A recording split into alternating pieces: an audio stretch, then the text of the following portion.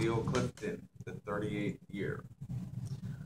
The 38th year of my life, plain as bread, round as a cake, an ordinary woman. I had expected to be smaller than this, more beautiful, wiser in African ways, more confident. I had expected more than this. I will be 40 soon. My mother once was 40. My mother died at 44, a woman of sad countenance, leaving behind a girl awkward as a stork.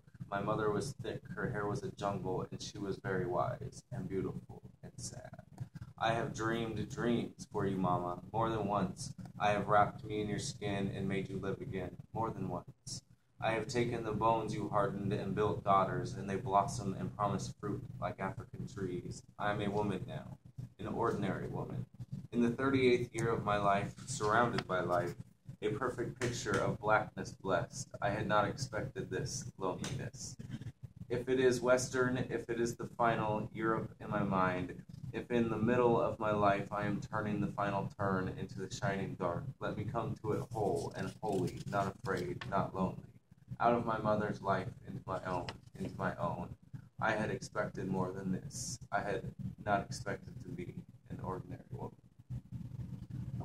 I liked that a lot when I read it earlier. I actually read that out loud earlier. And it just, I just feel for it. Like, I expected to be more or to be less ordinary by this age than I am now. And it's just, anytime I read a lot. So the more I read, the more I realize I'm just a plain ordinary person. I have complicated. I know. Stop reading. That would be the answer. But I like to read. The only thing that I kind of tripped over on this was that if it is the final Europe in my mind, I didn't know what that was really referring to. If it is Western, if it is the final Europe in my mind, if in the middle of my life, I don't know, how did you all take that? If it is Western, if it is the final Europe. She refers to Africa. It's never going back. She's talking of the Western. Like the final one, like this isn't going to happen. Yeah. Yeah, I thought so too, because it sounded like, she goes from that to the being in the middle of my life. I am turning the final turn into the shining dark, as in... She's 38. She's about to, I don't know if that term was used for her generation or whatever, over the hill. But so she's about to make that, oh my God, I really don't have enough time to be successful with whatever. Right. And she probably does have time, but you feel like you don't have that time. And we know from that, one of the first stanzas, my mother died at 44. So she's contemplating her own death there. And she brings up, like Alejandro said, she brings up Africa. And at 38 in Africa, that is pretty old. Women start having babies in their young teens, and so by the time you're 38, you're, what we would consider way over the hill here. And so maybe she sees that and thinks about it, but yet being here and being westernized, I suppose, maybe she thinks she can go past that. But then anything after that is just going to be dark because she's past her prime. Mm-hmm. Mm-hmm. Okay. So she's saying, okay, maybe I can get that from what you just said in the previous. So she's at this age, she's wishing she was more like into her heritage and her culture, but she's been Europeanized or Westernized, right? Oh, crap, I didn't. How come I'm not more culturally aware of myself? Yeah. Yeah, she talks about in the 38th year of my life, surrounded by life, a perfect picture of blackness blessed. I had not expected this loneliness. So if you don't know who you are or where you come from or your culture, you have a sense of loneliness. Yeah. No matter how many people are around you, you still don't know you. You don't know things yet.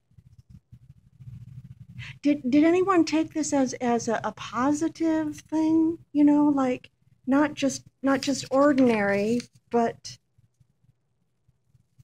I took it as a positive because it seemed like an ordinary woman wouldn't take the time to write down such an extraordinary, almost call to her heritage. Because I felt like in the third from the last stanza where it says, "I'm turning the final turn into the shining dark. Let me come to it whole and holy, not afraid, not lonely." It yeah, seems like by studying the roots of her culture, she could be more like the term "shining dark." By being more aware of her African heritage, that's shining darkness. That's not. That's an enlightenment. She's so dark. Maybe they're saying she's so dark, maybe dark skin. Yeah, But she's shining. and her right now. She's dark. Her mind is darkened to the enlightenment of her cultural heritage. So the darkness will be shined upon. So that's too simple to think, but it could be a literal. No, I Like a see what spotlight you, onto Africa. not like a physical spotlight, but a mental enlightenment spotlight, and it's saying dark because what about shining dark of death? Is she maybe making a death reference there? I am turning the final turn into the shining dark. yeah, Let me that's come where to it whole That's where I read it. I and see, holy. I see what you're saying, but that's how I read it. And it seems like with the study of culture, you would have to do reference to spirituality, so you could then be more holy, less afraid, and less lonely with the information that new culture, but old. Because I'm thinking about like, the Yakima tradition. Me as an ancestor, I plan on studying more of the Sahaftun language, more of Yakima culture, and I feel like as I prepare to die, it will be easier for me to encounter death with that sense of spirituality. I don't know. So I'm thinking about it in terms of my own cultural heritage. And doesn't that sound wonderful? Doesn't that sound amazing? Would you call what you just said ordinary? Oh, that's why. See? That's what I think she's doing here is out of my mother's life into my own. And I love that stanza of with the yes. Isn't it? I have wrapped me in your skin and made you live again. This is miracles. This is Lady Lazarus, raising from the dead. More than once, I have taken the bones you hardened. It's like you hardened my bones. You gave me my bones and hardened them. I have taken those bones you hardened, and I've built daughters out of them. And they blossom and promise fruit like African trees. So I think when she's saying that about the I had expected more than this. I had not expected to be an ordinary woman. It's like, no, she's not at all. Women are not ordinary if this is what they do. At the bottom of that, after like African trees, I am a woman now. It almost seems as though maybe she didn't think she was a woman until she had these children, and now these daughters. She's seeing these daughters growing, and they are able to, bear children now. And now she realizes she's a woman because she's been able to do what women, I guess, are supposed to do. I'm getting chills about the African trees. They produce. Yeah. So African tradition is there in her daughter's bones.